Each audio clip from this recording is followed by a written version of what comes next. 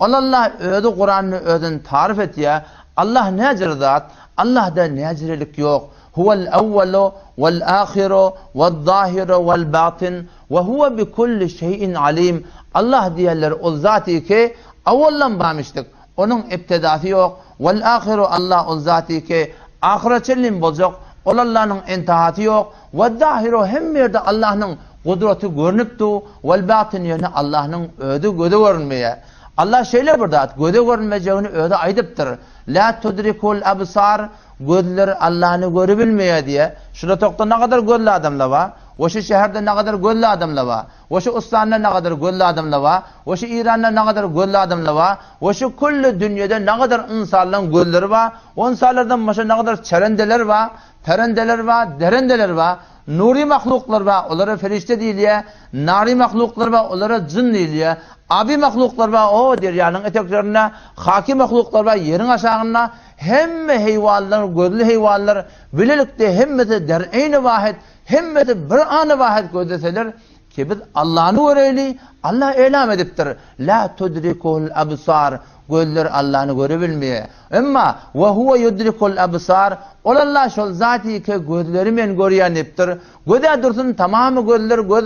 Dünyanın içinde ne kadar gözler var. Allah men hemme gözleri görüyen. Göz dursun ya'lemu hainetel a'yun. Men gözün hıyanetini hem görüyeniptir. Nirek gözüye onu görüyor. Neme maksat bilen gözüye onu bilir. Ve huve alimun bizati sudur. Allah şeyle bir daha ki yürekte, kursakta neme basar oluyor. Neme niyet bilen görünmeliye. Neme niyet bilen geliptir. Neme niyet bilen otu. Allah şunun hemmetinden Müslüman doğanım haber var. Şeyle bir daha ki ödünü tanıdıktır. Yut'imu idriyen şol. Ve la yut'amu emma Allah idirmeye. Ve la yut'amu Allah yenak. İdirip duran sol, getirip duran sol, batırıp duran sol, doğurup duran sol. Şöyle bir daha değil ki mettekade sahibete ve la velede. Allah benim oğlanım yok. Oğlan veriyen men niptir. Ama Allah benim oğlanım yok diptir. Gıyid veriyen men niptir. Allah yönü benim gıydım yok diptir. Ve lem tekul lehu sahibe. Denanan yaradan sol. Ve denanan insana. Allah'ın öz adını halal eden sol. Ama Allah'ın şeyle bir zat ki onun öz denanası yok.